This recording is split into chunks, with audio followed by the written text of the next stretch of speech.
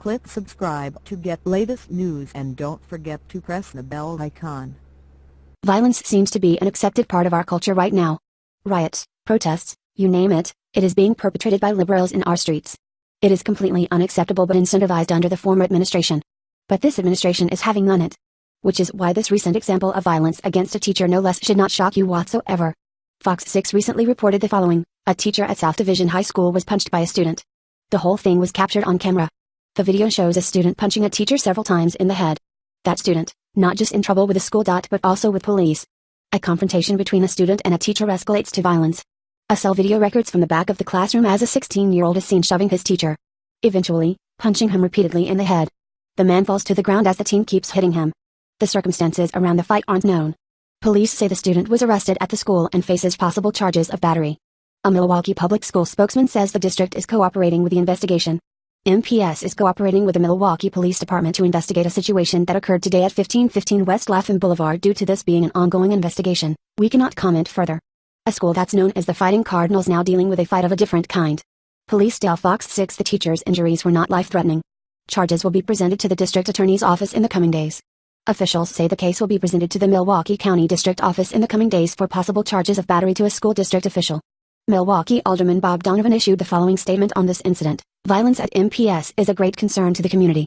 Actions like this need criminal charges to send a message, and hold the student responsible for their reckless and dangerous behavior. I applaud the many great teachers and students at MPS, however, there is a segment of students who choose to behave inappropriately and criminally, which robs other students and teachers of an opportunity to build a safe learning environment.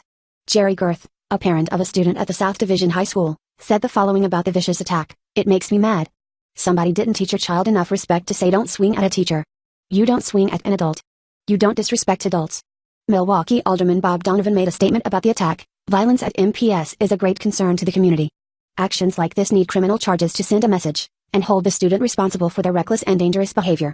I applaud the many great teachers and students at MPS, however, there is a segment of students who choose to behave inappropriately and criminally, which robs other students and teachers of an opportunity to build a safe learning environment.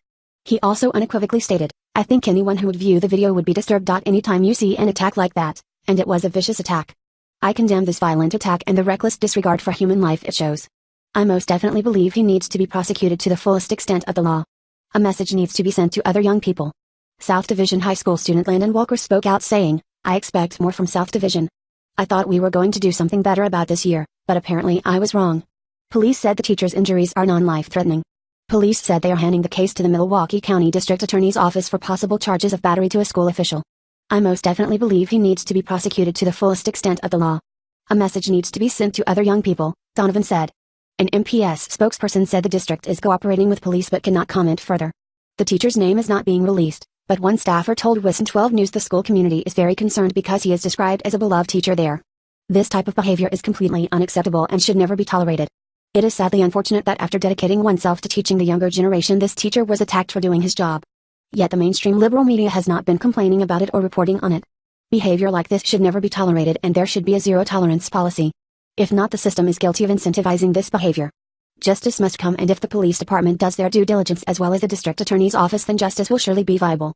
It is definitely the violence in our streets and amongst celebrity athletes that perpetuates behavior like this by making it look like it is cool. Of course, it is anything but that. What are kids supposed to think when people break glass windows and tear down monuments and when professional MLB and NFL players get into physical fights? We must lead by example. And right now we are not doing that by glorifying such grotesque behavior and antics. No doubt by the end of Trump's term this type of thing will be a thing of the past and you won't see any media outlets reporting on it because hopefully, it won't exist anymore.